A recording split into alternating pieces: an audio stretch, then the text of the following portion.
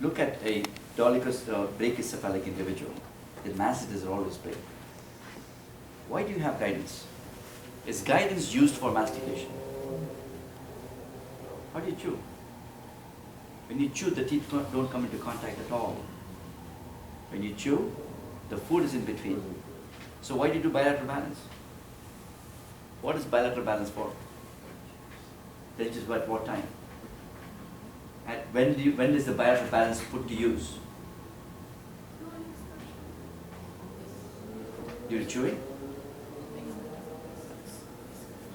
When do you excurse? Who goes just like this for fun? When there's teaching, Or parafunction? parafunction. When there's no food in the mouth, you want stability, that's why it is. So when you're giving bilateral balance, you are creating bruxers in denture patients. So if you're doing the same thing with implants, can you imagine how much of force is going to go on those implants? So the lesser number of contacts on implants, the longer the implants will survive. And when can you have lesser contact? When you have guidance. You will chew, you will what's that? I don't get the fight with denture. You don't want You don't want a bilateral balance. With implants, why? No, with denture. So, okay, you tell me, what is required for bilateral, what is defined as bilateral balance? Everything touch. When you do lateral excursion, both sides touches. Yes. When do both sides touch? Which movement of the mouth requires you to go side to side? Lateral excursion. What is that? Is that a movement? So the very fact that you said parafunction is what? It's deleterious, right? So do you want to introduce a deleterious movement in an implant? Well, I know for implant definitely not, but for Even for denture, dentures? it's for stabilize the denture. When do you need stability? When you Chewing. A piece of food is in the mouth, right? Yeah. What happens to the opposite side? It comes into contact? So where's the balance?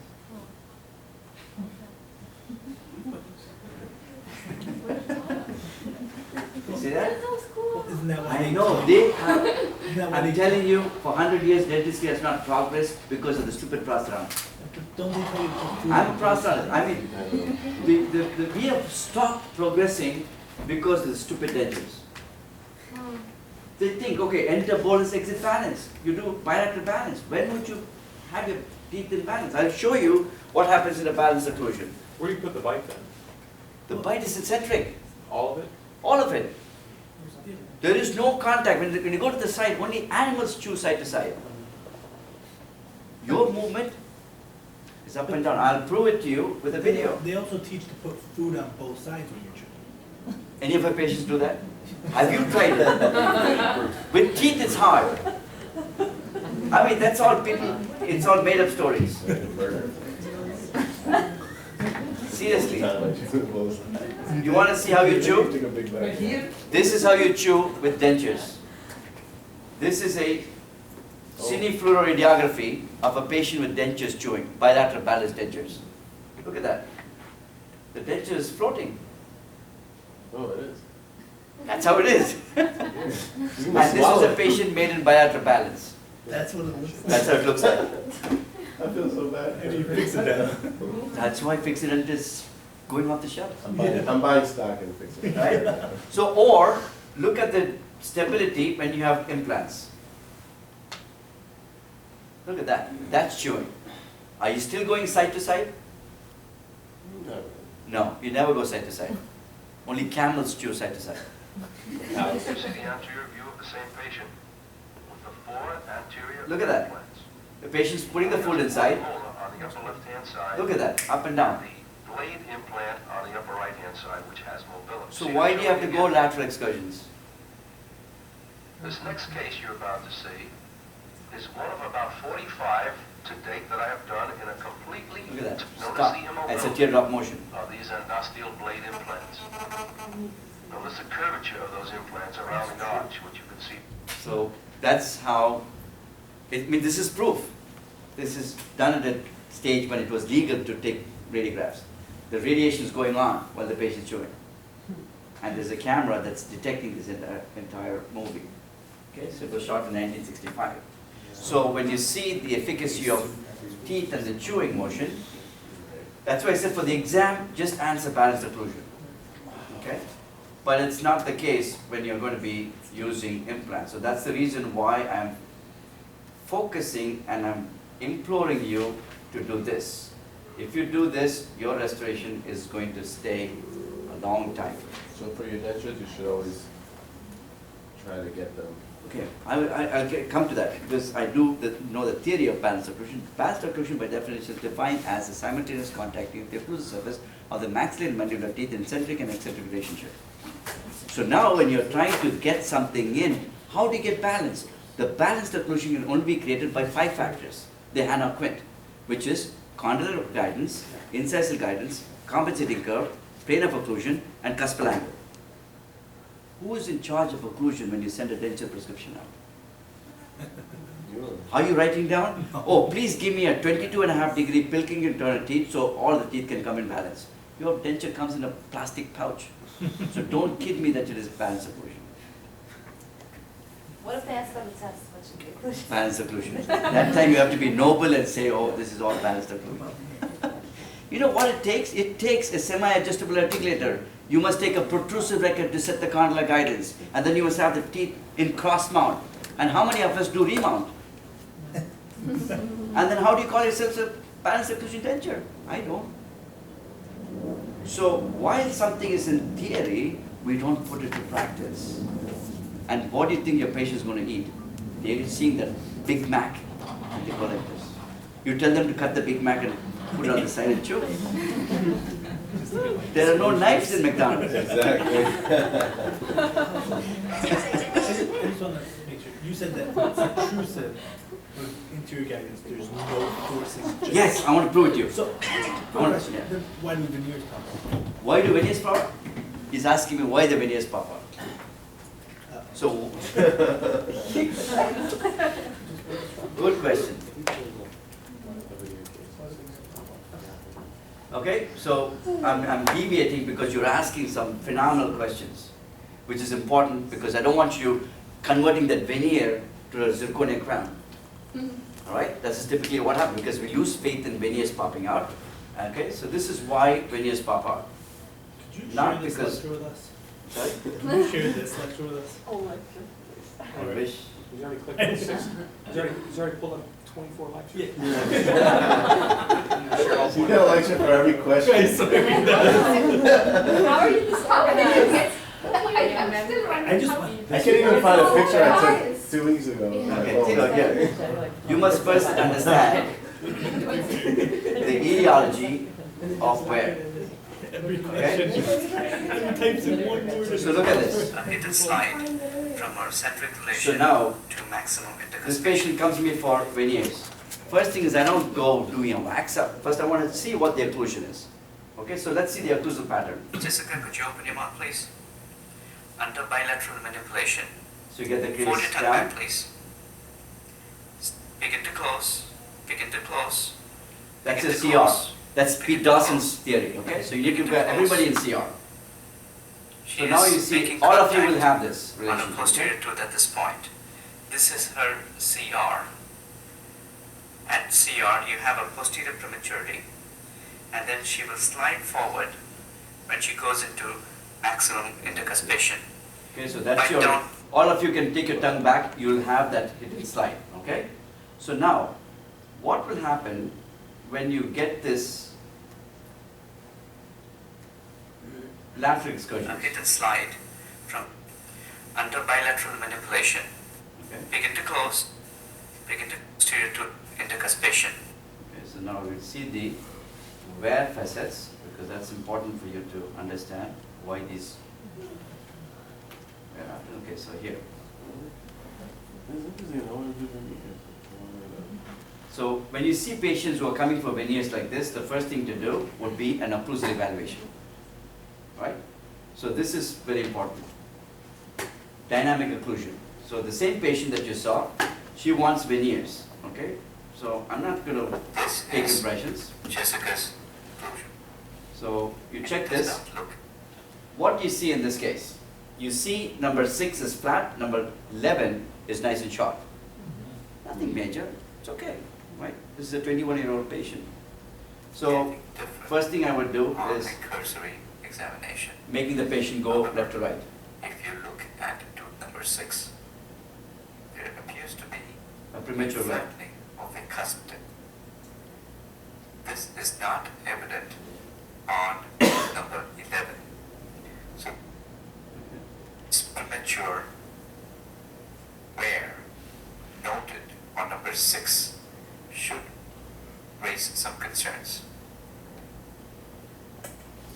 In protrusion, we are evaluating the occlusion to verify if That's there called are as any mutually protected posterior occlusive scheme. prematurities The anteriors that protect the are posterior teeth. causing any sort of interferences. Now, During the, during the left lateral excursion, you could see to that's a classic canine guidance. Okay, that's why we want canine guidance. the 11. The canines disclude all the is posterior providing teeth. guidance for tooth number 22, and bilaterally there appears to be disclusion. There may be a marginal contact on the left side along the cusp tips. Look at this side. The right side is different. In a cursory examination, we may not pay much attention to it. So now let's look at the right lateral excursion. During right lateral excursion, the Look at that. wear is very prominent, and you can see that the mating surfaces Because we don't Each ask the other patient to go like into a excursions. jigsaw So puzzle. whenever there's a wear, there's a reason why there's a How is wear. it that there is no wear on the left lateral excursion and there is some demonstrable wear where there seems to be adaptation causing a lateral group function on the right side? The Where do you problem think is the problem? seems to be Contralateral on the side. contralateral side, where during a right lateral excursion, there is some guidance between teeth numbers 15 and 18. See that? This So is the patient is leaning on 15 and 18 and generating Seems load to be and aiding. grinding the front. the friction and This is all Where mechanics. It's that there. is resulting So don't do any cosmetic dentistry without Teeth occlusal numbers evaluation. 6 and 27. Okay, so you'll see why it is and it'll give you the biomechanical rationale. So this is what it is, and you can take a, Needs to be You do a veneer verified on 6.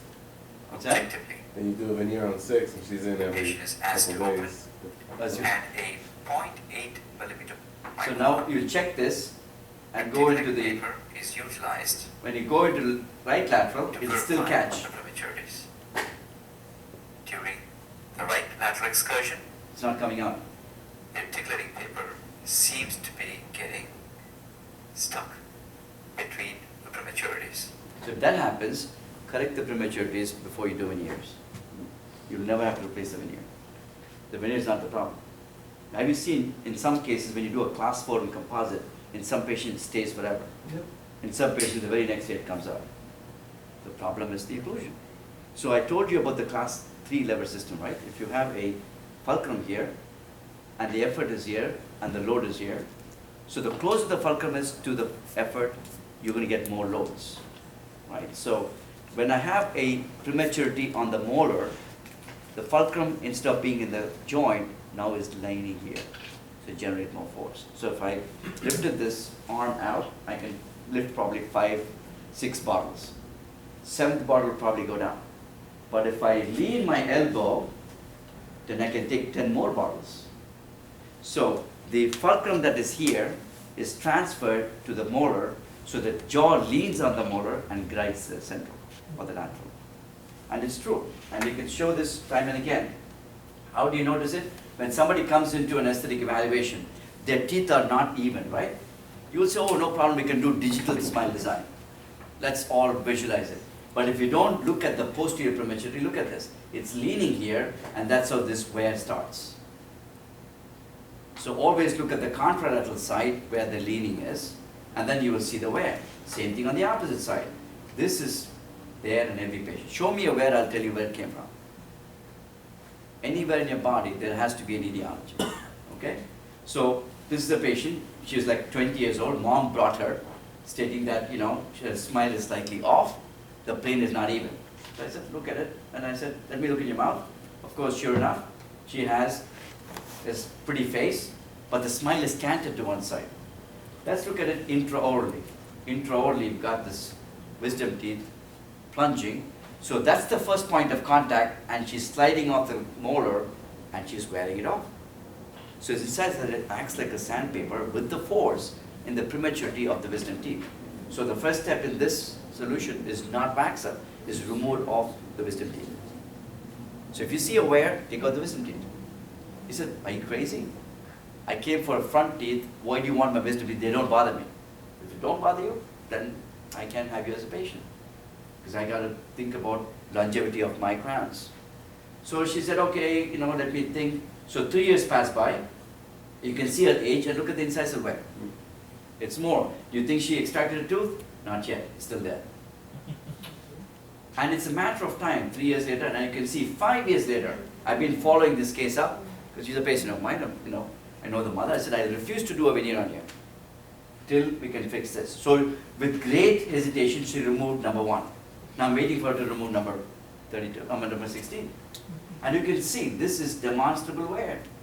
And this is not habit, this is natural. Patient does not know this. So in about next 10 years, how do you think this plane is going to be? It's going to have a curve. And the patients you are seeing today had their full complement of teeth when they were originally in their teenage. So when you see those wear, that wear all happened over time. And there's a triad formula. When you have wear, the periodontium is going to be phenomenal. When you have periodontal pathosis, instead of wear, what will happen? Pathological migration. When both are good, that's when you have TMD problems. Patients with TMD will not have any wear. Patient with TMD will not have periodontal disease. Go check it out. Their teeth and jaw, pretty much they are clenching. And usually you'll see how the etiology. So this is the hidden slide. So now that's your answer to your veneer. Okay, so that's why I think of moving the force mostly in the anteriors. So to prove it, you put your palms on your cheek, okay, and clench. Clench. Which muscles do you feel? Masseter. Now bring your lower teeth in front of the upper, okay, and clench. You cannot clench. Can you clench? The amount of masticatory muscles that were involved when they were centric is 1/10 when you bite on the central. You feel it. That shows the pressure drops. What's that? I still got a lot. You probably have a lot of wear. So that means the posterior teeth is still in contact when you have that. So you need the adjustment, not from a TMD perspective, from your own. So you will see that brachycephalic individual, their muscles will fire because there is no way to relieve. That's why we give them an anterior bite plate. I have a question about the people who have TMD. bruxism. Bruxism, yeah. Yeah, so do we need to create anterior night guide? With for your the- restoration itself, you can create it. With your restorations, you don't need a night guard afterwards. But if they are not ready to do something, but you want them to help to relax their Snap-on muscles. smile. Snap-on smile is the best. Snap-on smile, cheek, Like full arch? full arch. Yeah, but that's why if it is full arch, your masseter will be in function during the night. Not, He no, will that's what, bite. you cannot.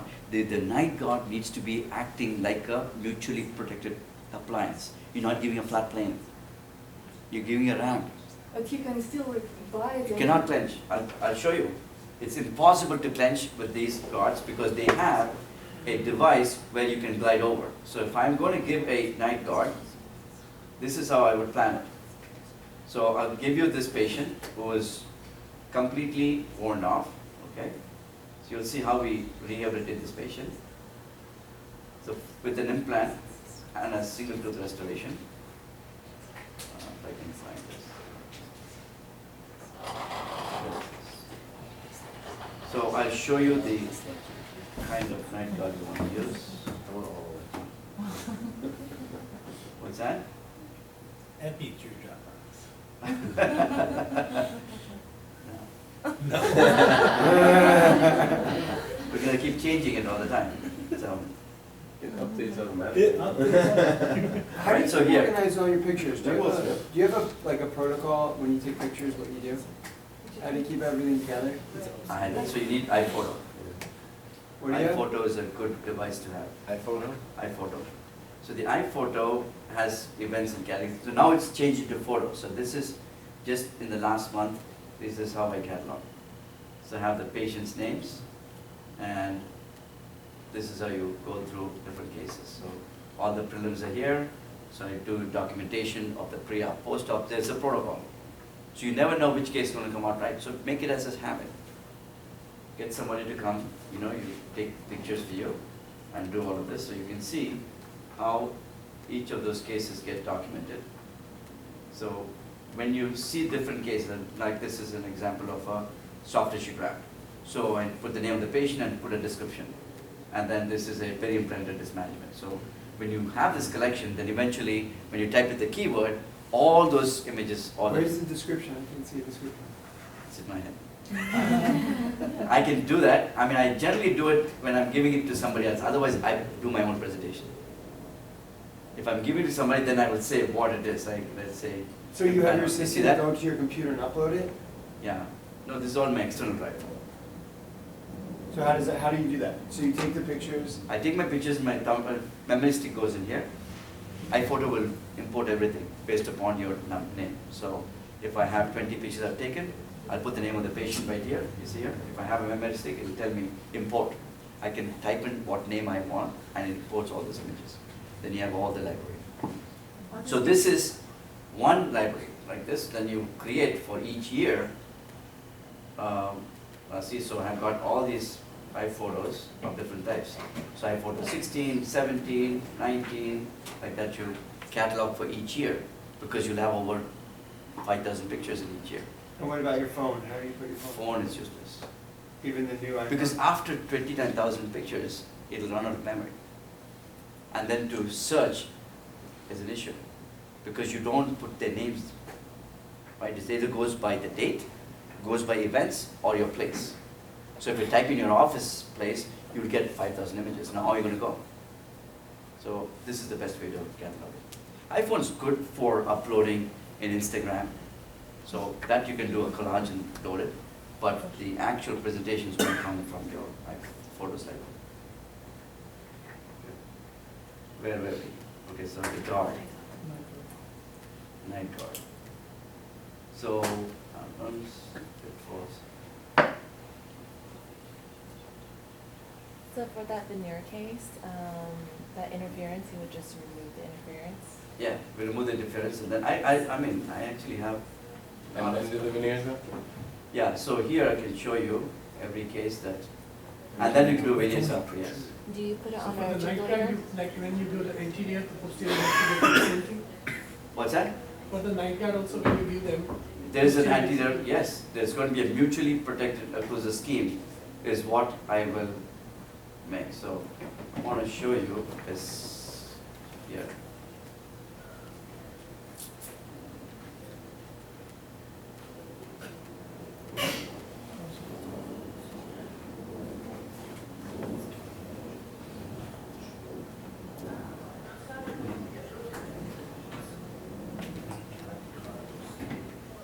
Here, so here's the patient with a wear, okay? So if a patient presents with wear like this, a patient has very limited funds, okay, very limited funds. It's a category 3 wear. So in this case, rather than prepping all the teeth and temporizing, I'm going to take an impression for this patient, do a centric lation bracket, and that's a snap-on smile, which fits right over. And that will also have the same type of protrusive right lateral, left lateral. Right, so you can pretty much do all of these excursive movements on the overlay. And that's your step. Once you succeed in this, You then make your overlay and do the other restorations. Yes? Can you show us like how do you adjust like the premature contacts that was shown about the big molars or molars? Okay, first is the identification, right? So I want to show the image of the night guard before we go to that. Okay. I'll remember that. So here's a patient who's suffering from amelogenesis imperfecta, worn down completely. Patient is interested in number 6 implant. And how much room do you think there is? None. So this restoration or this mouth is almost like a full mouth rehab, right? So you've got to think about, you cannot do piecemeal in this case. So once you have confirmed that it is amelogenesis imperfecta, I want to first see if the patient can have a restoration of the vertical dimension with an overlay appliance. Today I can use Snap-on Smile. In the past, I was using an overlay appliance. A simple appliance with acrylic which snaps right on the teeth. This was the precursor for Snap-on Smile. So with this, I was able to gain about 3 millimeters of vertical. Then I got to do something for the upper, the smile line. So then I'm going to do a wax up, and then we would do a provisional. And in this provisional, you saw that the teeth that were worn down, I'm now going to be able to fix that vertical and fix my eccentric movements. That's So- so preps. You Or prep all press. the others. Yeah, because timing was ready because the patient was comfortable with the vertical. So now look at this guidances. So Snap-on Smile functions as like a temporary to open the. Open the vertical. Yeah. And what's the fee for Snap-on Smile? Lab fee, Lab fee. Glidewell calls it transition smiles, which is about $269. Cheap. Okay. And Denmat, the original Snap-on Smile, is $459 They work Per for arch. 21. per arch. And what material is it? It's polyurethane, so it's very strong. Is it Why like not? Smith-on or? Just Snap-on Yeah, what do you with send the undercuts. lab? You just Tell the lab saying that, By see, this is an registration. easy way to do a wax up. So wax up costs about $600 to do upper and lower. Yeah. You tell the lab, give me a Snap-on Smile, they will give you a finished case. Yeah. Right, because they have to do a wax up to do it. So this way, I have my wax up, I have my, Yeah, you have a. so the smile transition, you do this, you can equilibrate it, and it lasts good. So the first case I was originally planning to have only for 6 months. This patient had for 3 years. Yeah, you never. I had a patient Never complained. who just wanted that. Want that, Just eh? wanted that. That's Snap-on. Is this the same which they use for the orthotic night guard kind of thing? No, this is a different area, right? See, this is the Snap-on Smile to get 2 purposes. Get the vertical restored and to be able to get a preview of the smile. The patient's accommodation for the increased vertical. Right? That's what we're trying to do. You just send impressions The impressions and the bite, and a bite and then and CR. and see. In CR, CR bite is important. So this is a CR bite which I showed you before. Yes. When you're trying to achieve the cuspid guided occlusion, do your lab do that for you, or Yeah, it is a semi-adjustable articulator. do you just? Yeah, set it regular. You must have hand out lying around. So use one of that. Okay. And you tell the lab how much you want open. Open, yes. You can tell them because you're measuring the rest position, Yeah. and you can tell them approximately how much you want open, and they will wax it up for you. You can, in fact, you should articulate and set it. Yeah. That is much easier. So what do I do next? I'm ready for my implant placement. After my smile line is restored, look at the amount of vertical being increased. Are they wearing that for 24 hours? They can. It's almost like a Vivera retainers. So there you can see the implant inserted. So this is all my preps. Right, so you have the grooves and boxes. I do PFMs in the posteriors, Procera in the anteriors. Okay, so do a semi-adjustable articulator. You don't have to be this fancy. So the goal is you can just do these crowns, routinely. And then look at the guidance, which was not there before. Protrusive guidance. And now here it's going to be lateral guidance.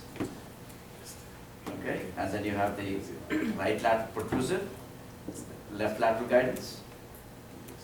Okay, so that's the finished case with the x-rays. And now this is your guard. So if the guard is there, now when the patient goes into protrusive, they simply cannot clench. Because the moment they go even 1 millimeter out, the posteriors will distort. This you can now wax it up, or you can even digitally carve it and give them the wrap, a flat plate. So there is a little guidance in the front. Make sure the patient is not suffering from sleep apnea, because this can actually aggravate the sleep apnea. Okay, because it's the balancing ramp. So now, look at this. How can this patient clench and grind? You're not allowing for any kind of clenching. So this is one way to have the implants and the teeth protected. So that's what we call as mutually protected occlusal scheme. In this one, because you restore the teeth in the occlusal, so you can make it. But some patient, when we send it to the Glidewell, for example, night guard, they send it like everything is touchy. Do we need to tell them specifically? Yeah, you should tell them. I will send it to Great Lakes Orthodontics. Great Lakes also. Great Lakes makes a very nice mutually protected splint. And tell them we need a Michigan appliance. Michigan appliance. What was the other question? Or how to check the prematurities, right? How long do they wear the Snap-on Smile for? As long as the patient says it's comfortable. They Right? wear it 24 hours a day pretty much? 24 hours a day, because they like it so much, they just Yeah, gonna they're keep not it. gonna take it off. They're not gonna come back to get the final. That's Right. what's gonna happen. Until it breaks. Yes, Great Lake Orthodontics also sell Lucid Jig, am I right? Lucia jig, yes. Do they There's a sell? class 1 Lucia jig, yeah. Okay. So you can do the Lucia jig if you are going to do the diagnosis yourself. So here's the Lucia jig, how to use it. So because this patient had all kinds of symptoms. So we take a TMJ ready wrap. My ears, my jaw, my eyes, my neck, and So that's the accompanying of all this, okay? You know the typical story, they go from office to office trying to look for solutions. Okay, so, and then we are doing the basic examination. Okay. And then we do our Lucia jig. This And you Lucia can jig. buy from these guys, right? From these guys, yeah. The class 1 jig. So you can use some GC pattern resin, mix it, and this is protrusive, right? And then this is how the Great Lakes Orthodontics sends you the night guard. Right? So now, this night guard, you need to fit check it, because if it goes in, it's not going to fit properly. So you're going to put some fit checker, snap it in, and then you'll find the spots that are not in contact. So you're going to adjust that so it fits passively and will not rock. Okay, so just like how you fit check a crown, you're fit checking the entire night guard. Okay, so after this, you'll be able to get that ramp and have the patient close, and then in protrusive, it's going to be discluded in the back. When it goes into left lateral, no disclusion in the back too. Side tower, how are you feeling now? How long have you been wearing this? I think it's about 2 months now, exactly. Okay, and how about your symptoms? Oh, much better, much better. I feel so much better, for as the discomfort and, for as able to function and less pain and stuff like that. So don't do any occlusal adjustments Very or much worth it. changes, because these patients, when you see their mouths, look at it, it's pristine. There's not one area where you can find wear. So patients, so it's a wrong association to say, oh, bruxers are all TMD predisposed. No, bruxers will never get TMD. But this messaging, why do you check it on the CR? or In just- CR. in CR. It's, yeah, you manipulate it, that's why you use a Lucia jig. When you get a CR, you can You use a get it fit checker for the inside? of the What? What brand? Yeah, what brand? Because- GC, fit checker. GC has got the gun. You can do a fit checker, right? It's almost like a light body Yeah, polymer. really system. light body. Yeah, that's made by It's not- GC. Not expensive. We charge $1,000 for this, I think. I'm not trying to. All right, guys, I think we're nearing 4:30. There's a lot, I can go on and on, so if you want, I can finish this last presentation and then we can leave. So I just want to talk to you about the different options here. So we went through the options of graft solutions. What if you don't want to have grafts? So in a case like this, pitfalls to avoid, okay. So this is a typical case that we stopped here, okay? The patient has bone, we created bone. What if the patient has multiple teeth that are failing? The bone is not there at all. So this would be a good case for graftless solution.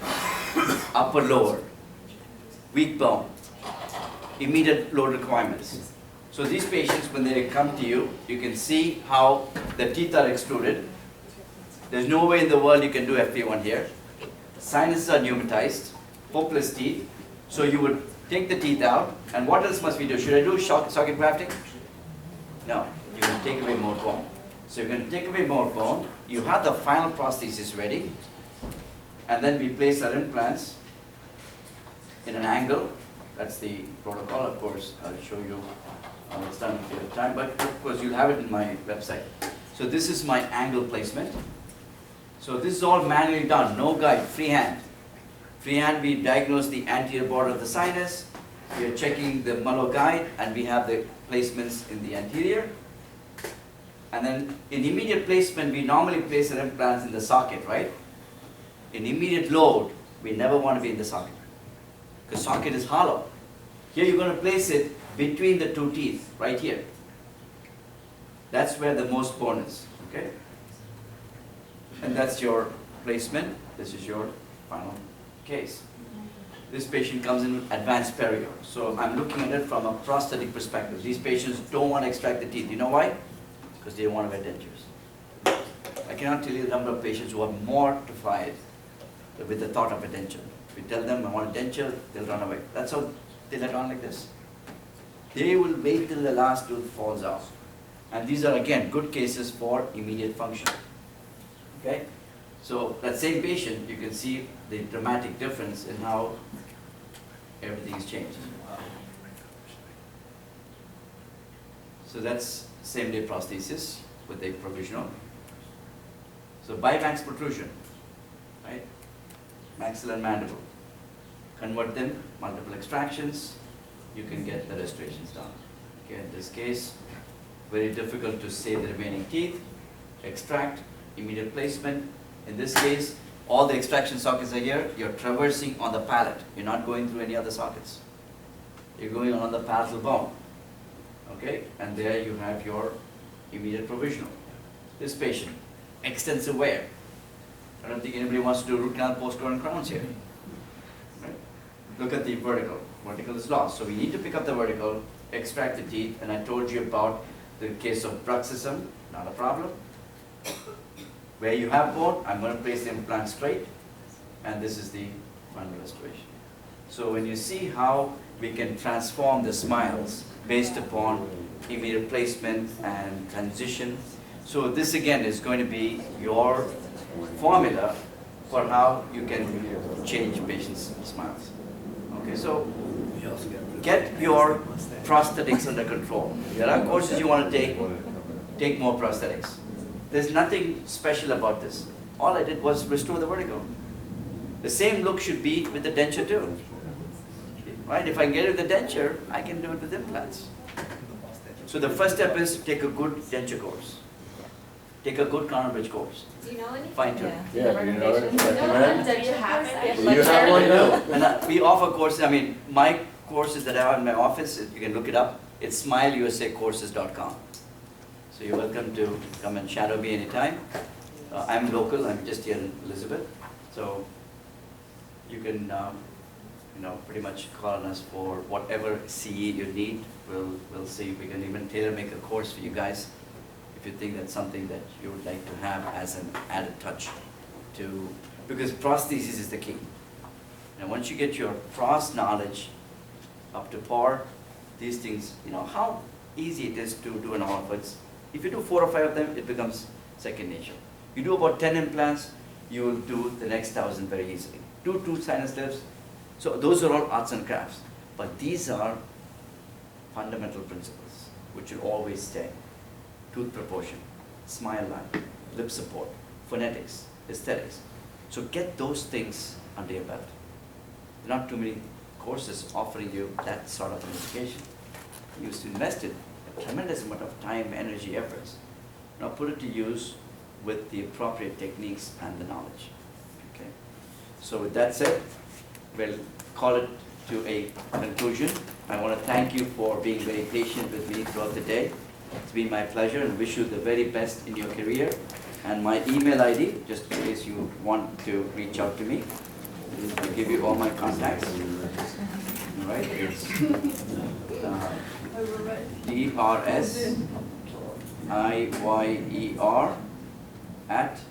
DRSIYER@AOL.com. Dr. Zaire? Yeah, Dr. Zaire at AOL.com. My office number is 908-527-8880. My cell number is 646-338-0314. The last number is after you finish your test, you're going to send me questions. That's the benefit that you enjoy. Yeah, that's the price. Yeah. The trade-off, Okay. yes. My website is www. I have two websites: Smile USA Courses, SMILE USA Courses. Is it dash course? Like No, all one line, all one word. Smile USA course? Courses.com. Okay. What's the 908 number? 908-527. That's my office. So if you happen to pass by Elizabeth, it's not a fancy town, but you have some good There's an IKEA fun there. places. There's an IKEA there. You have the airport close to us. You have good Portuguese restaurants. Oh, Brasileiro, man. Yeah, Valencia is there. All right. Good. So thanks again. Thank you. Good luck.